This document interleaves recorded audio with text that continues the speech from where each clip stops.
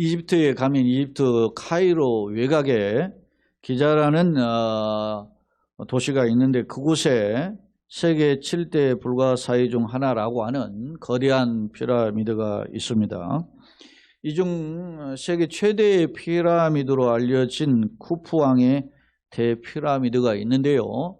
이 피라미드의 길이가 230m의 길이를 가지고 있고 크기로는 2.5톤 무게의 사각돌로 되어 있는 돌이 300만 개가 동원되어서 건축되었다고 합니다. 그게 어마어마하죠. 높이는 약 146m라고 그래요. 피라미드가 지상에서 높이가. 근데 이게 기원전 2560년에 건축된 겁니다. 그런데 기원 후에 1311년 영국의 링컨 대성당의 첨탑의 높이가 160m가 세워졌는데 이때까지 3871년 동안 지구상에서 최고로 높은 건축물이 이 쿠푸왕의 대피라미드였다고 합니다. 그런데 이 피라미드가 건축되는 과정을 보니까 이집트에는 이러한 이 대피라미드보다는 작지만 상당수의 크기의 피라미드가 이집트에 어떤 자료는 70개, 어떤 자료는 120개 있더라고요.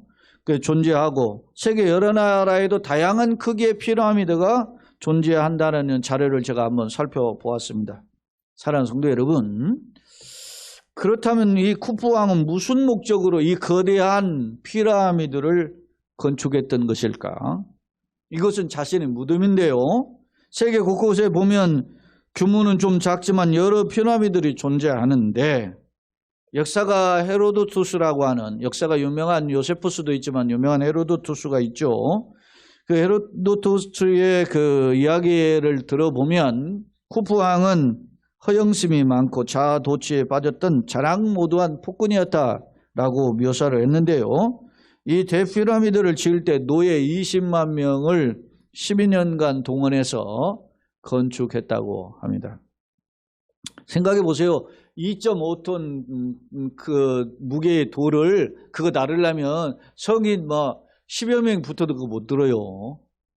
그러니까 그게 지렛대를 쓰고 도로래를 쓰고 막 해서 그걸 했는데 말이 그렇지 평지는 옮길 수 있는데 146m까지 옮긴다면 그게 말이 그렇지 어마어마. 그러니까 수십만 명이 20만 명이 12년을 동안 건축했다는 겁니다. 어마어마한 걸 한 거죠. 정리해 보면 쿠푸는 생전에 국가 국민의 안정에는 별 관심이 없었어요. 자신의 부귀에 영화만 관심이 있었던 인물인데 그런 자신이 자신의 죽음을 두려워해서 사후에 들어갈 궁전을 짓기 위해서 거대한 이 피라미드를 건축했다는 점입니다. 사랑하는 여러분, 여러분은 자신의 미래를 위해서 혹시 내가 죽은 이후의 세계를 위해서 어떤 준비를 하고 계십니까? 오늘 고린도전서 15장 50절로 58절의 말씀을 읽어보았는데요. 이 말씀을 통해서 우리는 장차 무엇을 준비해야 되는지에 대해서 말씀을 살펴보고자 합니다. 저는 제목을 사망을 이기는 승리자가 되자라고 오늘 말씀의 제목을 정해봤는데요. 그렇다면 사망을 이기는 승리의 비결은 과연 뭔지 오늘 말씀을 살펴보고자 하는 것입니다. 오늘 본문은 고린도전서인데요. 고린도전서는 고린도 교회에 주신 말씀입니다. 고린도 교회는 지금의 그리스, 다시 말하면 아테네의 남쪽에 있는 큰 거대한 항구 도시였는데 당대로는 지금의 아테네의 수도보다 더 큰 도시였어요. 그래서 당대에는 아테네와 이 고린도가 물질적으로, 철학적, 학문적으로 굉장히 탁월한 도시가 이 고린도였습니다. 고린도는 정통적으로 헬라의 철학의 중심지죠. 그런데 헬라의 철학은 영혼의 불멸, 그런 믿었어요. 그런데 육체의 부활은 믿지 않았다. 그렇게 생각했다라는 것입니다. 우리가 영혼은 꺼지지 않는 것다. 그렇지만 육체가 다시 산다. 이런 생각은 전혀 갖지 못했던 거예요. 그런 그들에게 바울이 1년 6개월 머물면서 예수 생명, 예수 십자가와 예수 부활을 증거했습니다. 그러니까 그들이 이제 바울의 복음을 듣고 이제 예수님을 영접하고 예수님처럼 우리도 부활할 것입니다. 그런 소망을 갖게 되었습니다. 문제는 이제 시간이 흘러서 예수님의 십자가에 죽으시고 부활하신 지가 약 25년 정도 지나고, 그리고 바울이 이제 고린도에 사역하고 시간이 흘러가지고 조금 이제 몇 해 흐르는 동안에 고린도에 대한 소식이 들려지게 되었는데 여러 가지 고린도 교회의 문제점이 발생하게 되었습니다. 그 중에 하나의 대표적인 문제가 예수님의 부활을 의심하는 자들이 있게 되었다는 겁니다. 교회 내에도. 아니, 교회 밖은 이미 첼라 철학에 쩌들어 있는 동네이니까 육신이 부활한다는 걸 믿지 않아요. 그런데 예수 복음을 들었던 사람들은 믿었단 말입니다. 오늘도 마찬가지지 아닙니까? 세상 사람들은 죽으면 그만이라고 생각하죠. 무덤에 들어가면 끝이라고 생각해요. 그러나 우리는 죽으면 끝나는 게 아니고 영원히 사는 천국이 있는 줄로 믿습니다. 영원히 사는 천국이든지 아니면 둘 중에 하나예요. 지옥에 떨어지든지 둘 중에 하나 말입니다. 우리는 분명하게 그것을 알고 있고 그걸 믿는 것이 기독교라 말입니다. 교회가 그런 곳입니다. 그런데 당시 고린도 교회도 그렇게 믿는 사람들 중에 의심하거나 그것을 믿지 못하는 사람들이 등장하게 된 겁니다. 왜냐하면 핍박이 오고 내가 어렸을 때부터 배웠던 철학을 가지고 계속 이야기하니까 정말 예수님 부활이 바울은 있다고 그랬는데 그거 가짜야? 이렇게 이야기하는 말도 듣다 보니까 헷갈리는 사람들이 등장하게 된 겁니다. 그래서 바울이 이제 떠나 있으면서 고린도 교회를 향해 편지를 보낸 거예요. 편지를 4번 보냈는데 그 2번째 편지가 오늘 본문의 내용입니다. 그런데 오늘 고린도전서 15장 3절로 8절에 보면 우리가 읽진 않았지만 이런 내용이 있습니다. 거기 한번 읽어보겠습니다. 내가 받은 것을 먼저 너에게 전하였노니 이는 성경대로 그리스도께서 우리 죄를 위하여 죽으시고 장사 지낸 바 되었다가 성경대로 며칠 만에 사흘 만에 다시 살아나자. 예수님이 살아나셨어요. 그리고 계반에 이게 베드로입니다. 베드로에게 보이시고 후에 12제자에게도 보이셨고 그 후에 500명에게 일시에 보이셨나니 그 중에 500명 중에 지금까지 대다수는 살아있고 500명 예수님의 부활을 목격한 사람이 상당수가 살아있고 어떤 사람은 죽었다는 말입니다. 잠들었으며 그 후에 야고보, 예수님의 마리아가 낳은 육체의 동생이에요. 야고보에게 보이셨으며 그 후에 모든 사도에게와 맨 나중에 만삭되지 못한, 그러니까 만삭임 10달 채우지 못하고 나니까 좀 부족한 사람이라 그런 뜻의 겸손의 표현입니다. 만삭되지 못한 자 같은 내게도 보이시다. 바울, 이 편지를 쓰고 있는 바울 자신에게도 부활의 주님이 보여주셨다. 할렐루야. 그렇게 지금 목격자를 소개하고 있습니다. 모두 목격자를 몇 명이요? 500명이나 소개하고 있는 거예요. 자, 당시 로마 시대에 이스라엘의 사회나 그리스 사회나 이런 사회에서는 법정에서 재판을 받을 때 그 법정에 증인을 세우는데 2명 혹은 3명을 세웁니다. 이 사람 내가 보았습니다. 그거 진실입니다. 이렇게 말하면 그게 그 증인이 말한 말이 진실이 되는 거예요. 그런데 바울은 예수님의 부활을 목격한 사람 몇 명을 세워요? 500명이나 증인을 세웠어요.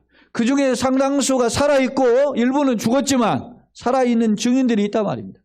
그런데 예수님의 부활을 목격한 사람은 버젓이 이렇게 다들 살아있는데 예수님이 부활이 없다고 지금 고린도 교회 누가? 거짓 교사가, 그리고 이단 사설이 침투해서 헷갈리게 만드는 거예요 지금. 그러니까 헷갈리게 만드니까 어떻게 합니까? 예수 부활이 없다라고 하는 생각으로 흔들리는 사람들이 발생하게 된 겁니다. 그 소식을 듣고 바울이 지금 편지를 보낸 겁니다.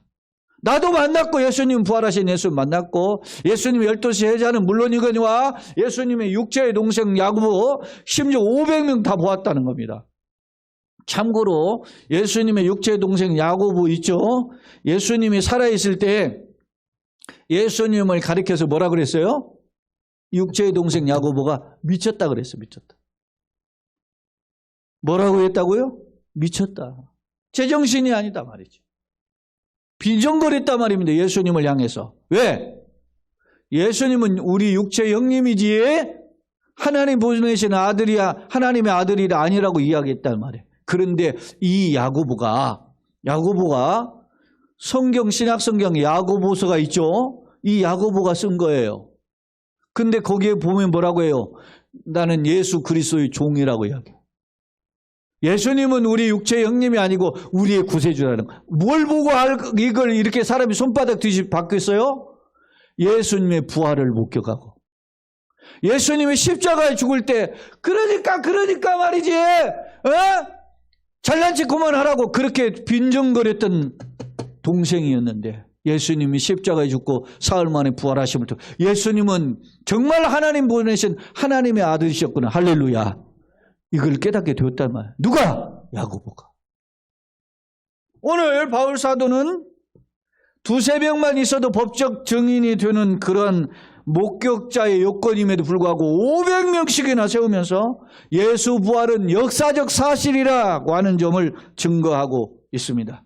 사실 바울도 예수님을 믿는 사람을 잡아들이고 심지어 예수님 믿는 사람을 돌을 던져서 죽였던 사람이 바울 아닙니까? 살인자예요, 이게 바울이. 그러던 이 바울이 예수님의 부활하신 그 예수님을 만나고 충격을 받은 거예요. 자기는 예수님은 반드시 죽고 사라진 분인 줄 알았는데 그분이 부활하셔서 자기를 만나 주셨어요. 누굽니까? 물어보니까 네가 핍박하는 예수라 그랬어요. 그래서 바울이 그때부터 이제까지 살고 있었던 삶의 방향을 손바닥을 뒤집고 변화되어서 예수를 믿는 사람으로 살게 되었다는 것입니다. 그 예수를 믿는 사람은 바뀌고 이제 자신이 살고 있었던 지금의 터키죠. 지진이 일어난 이번에 터키 지진이 일어난 곳에서 서쪽으로 조금 떨어진 곳에 있는 곳이 다소예요. 그곳에서부터 모든 터키를 비롯해서 지금의 그리스, 심지어는 로마 이런 곳에 다니면서 목숨을 걸고 복음을 전한 사람이 바울인데 그러한 사람으로 변화됐다는 사실입니다. 사랑하는 여러분, 이러면서 왜 변화됐는지를 한번 보여주는 구절이 있어요. 15장 19절에 보면 15장 19절에 뭐라고 합니까? 만일 그리스도 안에서 우리가 바라는 것이 다만 이 세상의 삶뿐이면 모든 사람 가운데 우리가 더욱 불쌍한 자일이라. 기독교인들이 우리가 살고 있는 생활이 이 땅의 삶 것임이 전부라면 이 세상 사람 중에 가장 불쌍한 사람이 누구라고? 예수 믿는 사람, 기독교인이라는 겁니다. 이 세상만 바라보고 사는 것이 인생이 전부라면 기독교인처럼 불쌍한 사람이 없다는 거예요. 이 말은 역설 아닙니까? 이 세상만이 전부가 아니라 이 세상 이후에 사후의 세계, 영원한 세계가 있기 때문에 이 세상 속에서 기독교인들이 어떻게 해요? 절제하고 양보하고 희생하며 산다는 겁니다. 오늘 그 말씀을 역설하고 있어요. 자, 또 30절로 31절 봅시다. 또 어찌하여 우리가 언제나 위험을 무릅쓰려. 바울이 전도를 하고 살다 보니까 고난당하죠. 위험을 무릅쓰려. 형제들아, 내가 그리스도 예수 우리 주 안에서 가진 바 너희에 대한 나의 자랑을 두고 탄원하노니 나는 날마다 어떻게 해요? 죽노라. 자기가 고난과 위협을 당하지만 날마다 죽음을 경험한다는 거예요. 이 죽음을 경험하는 것은 두 가지 의미입니다. 하나는 실제적으로 고난을 그렇게 당했음을 이야기하고 또 하나는 실제적으로 마음으로 자기의 죽음을 확인하고 다시 한번 부활을 소망하기 위해서 그 부활의 훈련을 했던 것입니다. 유명한 종교개혁가는 루터가 그런 말을 했죠. 나는 저녁에 침상에 누우면서 죽음을 경험하고 아침에 침상에서 일어나면서 부활을 경험한다. 할렐루야. 우리에게는 죽음과 부활이 있다라는 말입니다. 죽어야만 사는 거 아닙니까? 부활이라는 말은 죽어야 사는 겁니다. 그런 단언한다라는 말은 일종의 감탄사로 선언한다는 표현이에요. 일종의 어떤 학자는 이 선언한 단언하노니를 선서 이와 같은 말이라는 거예요.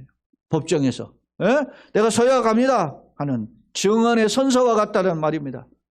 바울은 날마다 죽음을 통해서 무엇 때문에? 부활을 경험하기 위해서 죽음을 경험했다는 것입니다. 자, 그런데요, 이 나의 자랑을 두고 단언하노니 그랬잖아요. 나의 자랑이에요. 뭐가 자랑이에요? 자기가 죽는 것이 자랑이란 말이에요. 왜 이런 말을 했을까요? 자, 오늘 말씀의 50절로 58절의 내용에 50절로 52절의 내용을 먼저 한번 읽어보겠습니다. 같이 읽겠습니다. 형제들아, 내가 이것을 말하노니 혈과 육은 하나님 나라를 이어받을 수 없고 또한 썩는 것은 썩지 아니할 것을 유업으로 받지 못하느니라.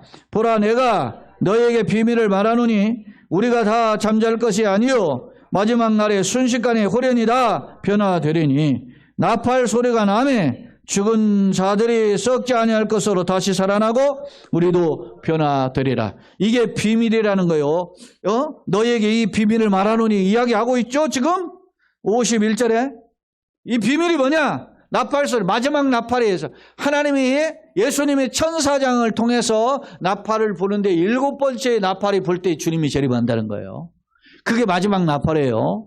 마지막 나팔을 불 때 그때 주님이 재림하는데 죽었던 사람들이 살아나고 이제 살아있는 사람들 우리 다 변화되는 그런 역사가 일어나게 될 것이다. 이런 말들을 믿지 못하죠, 사람들은. 그때 우리가 다 변화된다라는 것입니다. 그런데 이때 어떤 일이 벌어집니까? 혈과 육은 하나님 나라를 이어받을 수 없다는, 썩은 것은 썩지 아니할 것을 받을 수 없다는, 다시 말하면 육신의 생각, 육신의 삶, 이러한 세상적인 것을 가지고는 하나님의 홀연히 다 변화되는 영광의 나라에 들어갈 수 없어요. 대통령이라고, 교수라고, 박사라고, 세상에 유명한 사람이라고. 여러분, 어제 축구의 리그에 이명웅이가 갔는데 4만 명이 넘는 사람들이 몰렸다 그러잖아요. 열광했어요. 야, 제가 그 동영상을 봤는데 이명웅의 그 유튜브 동영상인데 거기에 보니까 뭐냐면 부산에 갔어요. 부산에 가서 밥을 먹고 스태프들하고 마스크 쓰고 했는데 거기에 해변가에서 사람들이 한 100여 명 이상 모였더라고. 그러면서 일종의 말이죠. 라이브 이제 그러니까 소위 버스킹이 일어났어요. 그러니까 한 사람이 소개하더라도 이 중에 노래 그동안 꽤 부르는 미스터 림이라고 하는 사람이 있는데 우리 미스터 림 하면 노래 한번 들어보겠습니다. 그러니까 와가지고 마스크 쓰고 이명웅이 머리에 파마까지 해가지고 싹 가리고 하니까 얼굴이 누군지 몰라요. 노래를 불러요. 그러니까 사람들 그냥 시큰둥하게 들어요. 그러고서는 어느 정도 부르다가 마스크를 벗으니까 막 여기저기 막 비명이 지르고 난리가 납니다. 그러니까 이명웅이 내려가가지고 거기에서 앞에 다가가지고 손을 내미니까 막 어떤 아줌마는 물고 막 울어요. 미치는 거지. 별빛 같은 나의 사랑하라라는 노래를 내가 지난 이 화요일 날 우리 한만 선교사하고 만나고 처음 들어봤어요. 그 노래가. 노래가 괜찮네. 가사가 참 좋네. 그래가지고 제가 와가지고 교회에서 유튜브를 통해서 들어보고 내가 한번 불러봤어요. 근데 그 노래를 유튜브 검색해 보니까 2천만 뷰가 봤더라고요.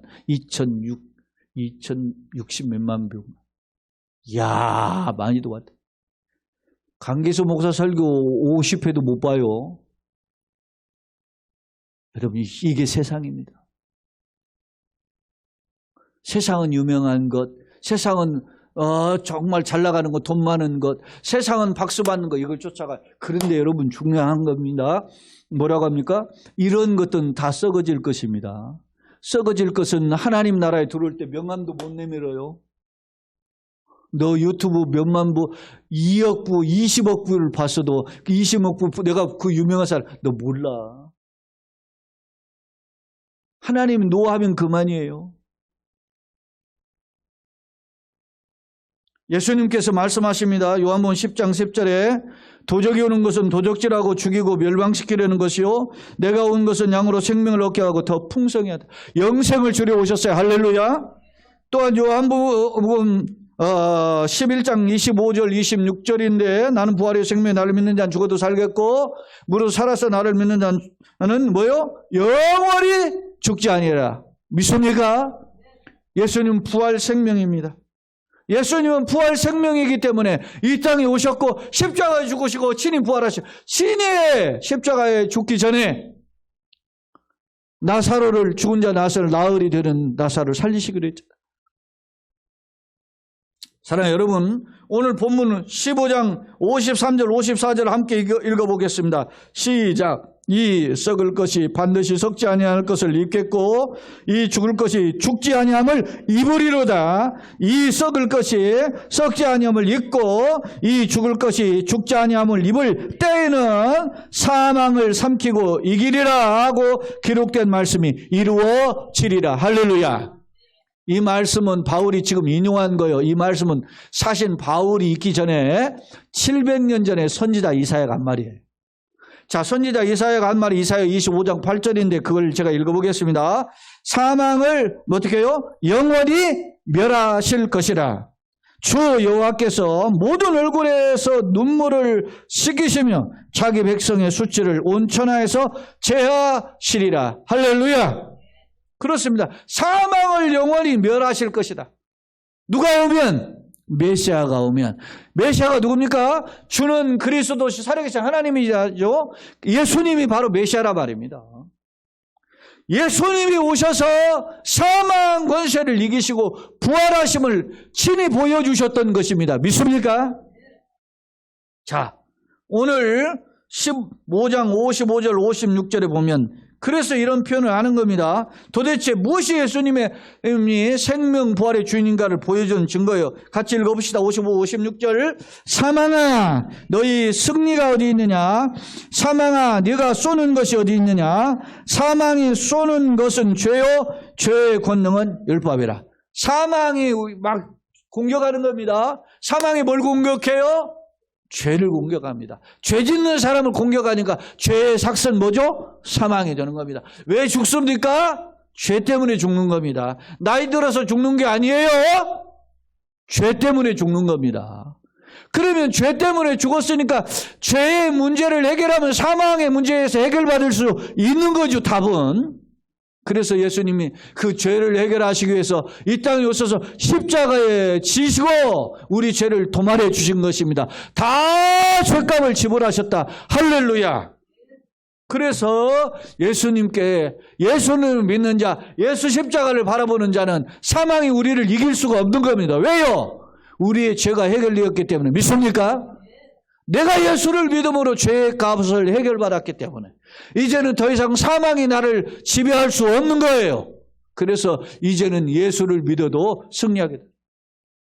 제가 지금 미국의 대학교를 지금 강의하고 있죠. 거기에 72살 되신 권사님이 강의를 수강하는 학생인데 거기에 글을 하나 적었더라고. 이렇게 제가 강의를 듣고 기왕이면 모세를 그냥 좀 더 살려주시지 왜 그러셨을까. 이런 아쉬움을 하더라고. 그런 아쉬움은 우리 사회에 많죠.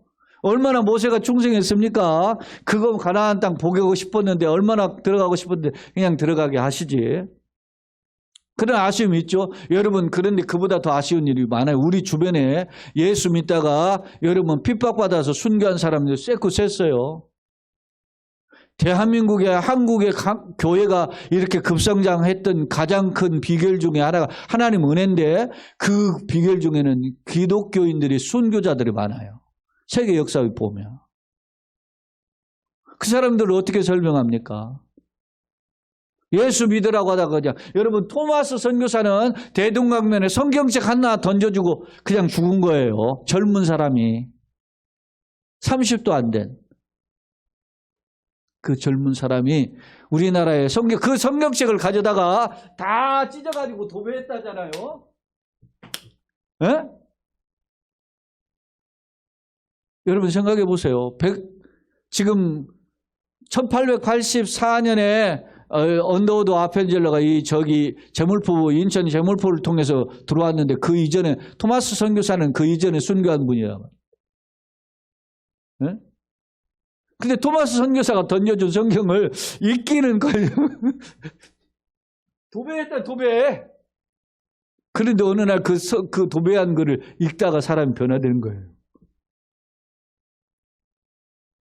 사랑하는 여러분, 오늘 누군가가 나에게 복음을 전해주고 누군가가 나에게 예수 이야기를 했기 때문에 이 자리에 있게 되는 것입니다. 할렐루야. 여러분 감사하세요. 예수 믿게 되는 거 감사하세요. 누군가 막 정말 듣기 싫은데도 교회 가라. 그리고 예수 믿어라. 당신 그래야 복 받는다. 이렇게 하는 말들이 그때는 몰라요. 귀찮아요. 짜증나요. 그러나 그것이 축복의 통로라. 제가 예전에 이야기했어요. 군자 삼락이 있어요. 군자 삼락. 맹자에 군자 삼락이. 자고로 군자는 세 가지 낙이 있다. 앙천하. 앙에서 하늘을 우러서 앙천이에요. 앙천. 그래가 하지 땅을. 하늘을 우러 하늘을 보고 굽어서 땅을 쳐다봐서 부끄러움 없는 것이 군자의 일락이요. 그리고 어떻게 해요? 부모가 무거워하고 부모가 생존하고 형제가 무거운 것이 군자의 두 번째 락이요. 세 번째 락은 득천하 영재하여 교육함이 군자의 세 번째 락이라고 했어요. 천하에 돌아다니면서 똑똑한 놈 하나 딱 기르다가 잘 훌륭하게 시켜가지고 훌륭한 사람 만들면 교육하는 것이 군자의 세 번째 기쁨이라는 거예요.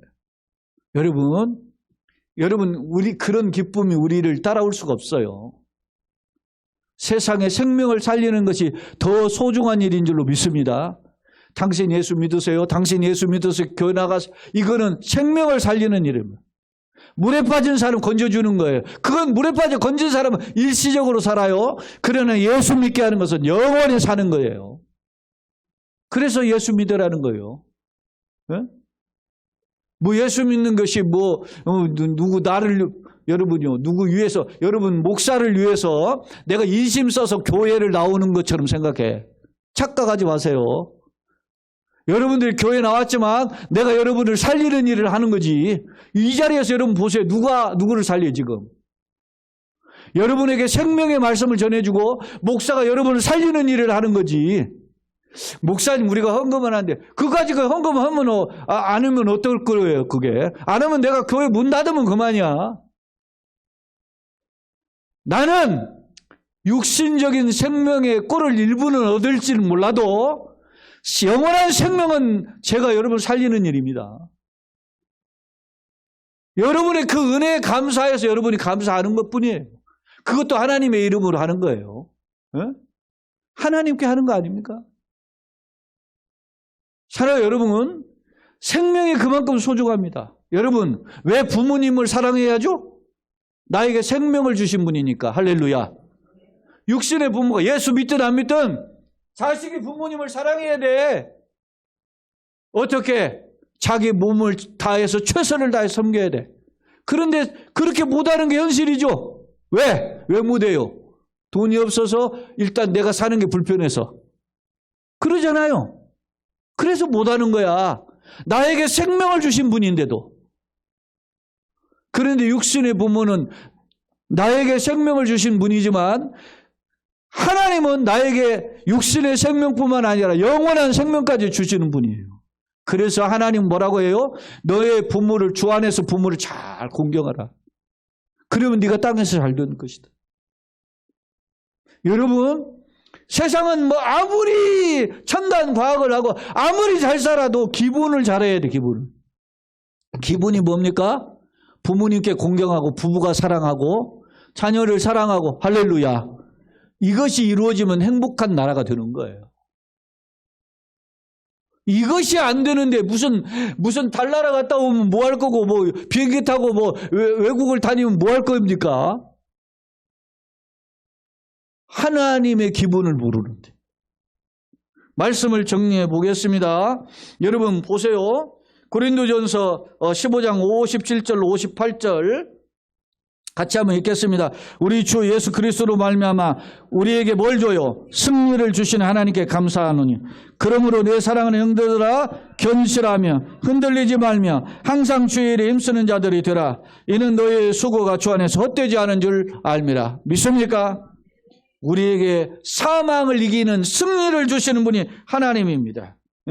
예수님 부활의 첫 열매가 되셨기 때문에 그런 것이죠. 시간인 관계상 조금 말씀을 빨리 정리해 보겠습니다. 자, 로마서 8장 38절 39절입니다. 같이 한번 읽겠습니다. 내가 확신하노니 사망이나 생명이나 전사들이나 권세자들이나 현재일이나 장래일이나 능력이나 높음이나 기쁨이나 다른 어떤 피조물이라도 우리를 우리 주 그리스도 예수 안에 있는 하나님의 사랑에서 끊을 수 없으리.